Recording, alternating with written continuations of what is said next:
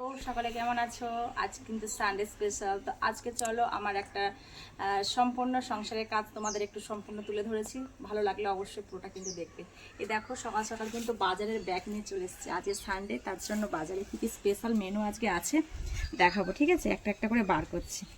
এখন এই বাজারের ব্যাগটা আসলে এই যে কুমড়ো এনেছে, তারপরে কি আছে, ঝিঙে ঝিঙে পটল, আর কি আছে এবার কালো চিকটার মধ্যে কি আছে, ঠিক আছে দেখছি, দাঁড়াও একটু অপেক্ষা করো। এই দেখো মনে হয় মাংস এনেছে, আজকে বলেছিলাম তো মাংস আনতে, দেখা যাক কি আছে। ও বাবা, মাংস তো নেই রে, কি রে, চিংড়ি মাছ এনেছে তো এটাতে, তাহলে আজকে মাংস আনেনি? বললাম মাংস আনতে, ও মা এ তো মাছ এনেছে, টাটকা রুই মাছ। বলেছিলাম মাংস আনতে, মাংস আনতে বলেছিলাম, মাংস আনে, দেখেছো এনেছে রুই মাছ। তো কি করা যাবে, চলো কি বানাবো। পুঁই শাক আছে, ঝিঙে আছে, কুমড়ো আছে। তো আজকে জমিয়ে পুঁই চিংড়ি হবে জমিয়ে, আর একটু মাছের রসা করব, ঠিক আছে? তো ঠিক আছে চলো, মাছগুলো একটু এবার ধুয়ে বেছে নেওয়া যাক। সবজিগুলোকে আজ প্রথমে ধুয়ে নিই।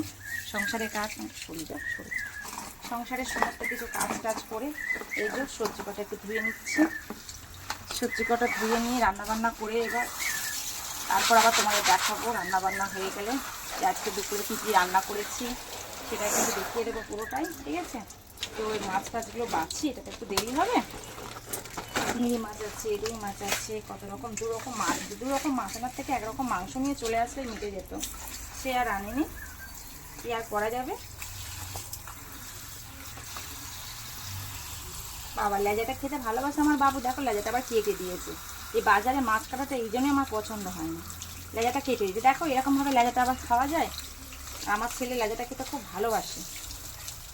এই মুড়োটা দিয়েছে, মুড়োটা দিয়ে না হয় পুঁই শাক খাওয়া যাবে জমিয়ে, কিন্তু 7 পিস হয়ে যাবে তো, 3 4 5 6, 3 6, এটাকে নিয়ে 7 পিস, কি আর করা যাবে।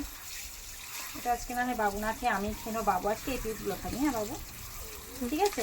এই পর্যন্ত আজকে দেখালাম। চিংড়িগুলো একটু আমার বাঁচতে তো টাইম লাগবে, চিংড়িগুলো বাঁচতে একটু টাইম লাগবে, ঠিক আছে? তো আবার রান্না বান্না করি, ঠিক আছে?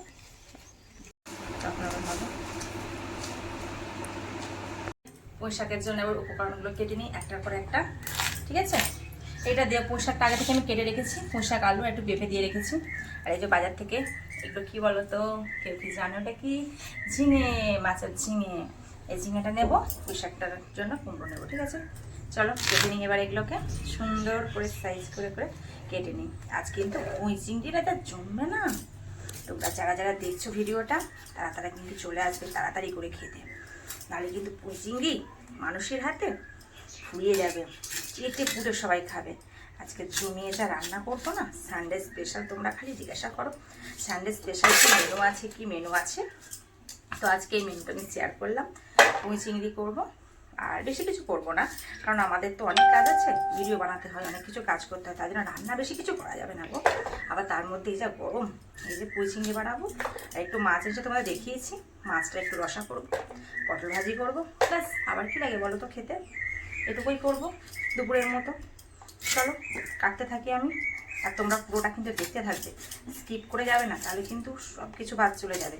যেটা স্কিপ করবে সেটাই কিন্তু বাদ চলে যাবে। পুরো ভিডিওটা দেখতে থাকো, সঙ্গে থাকো, আর একটু ভালোবাসা দিতে থাকো, বেশি বেশি লাইক কমেন্ট শেয়ার করতে থাকো।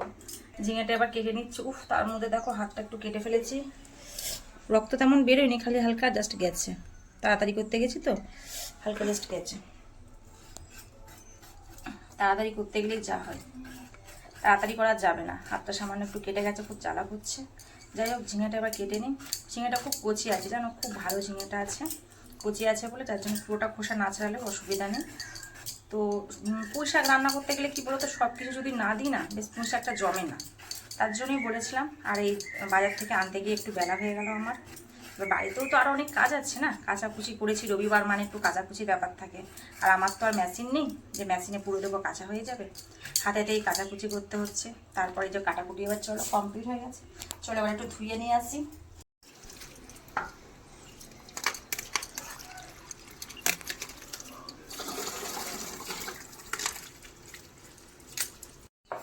তেল দিয়ে দিচ্ছি, তেলটা গরম হোক, তার তারপর চিংড়িগুলো সব দিয়ে দেবো মাছের তেলের মধ্যে। সব চিংড়িগুলো লেটার প্যাটার করবে।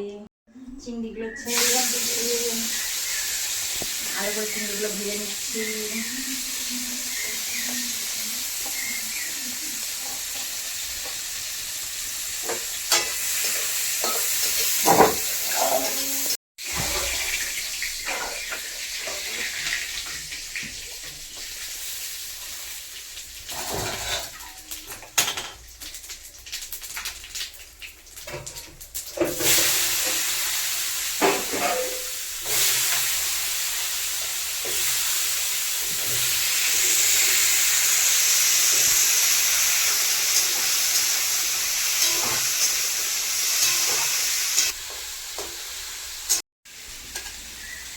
এরকম পাতাগুলো দিয়ে সাজিয়ে নিই।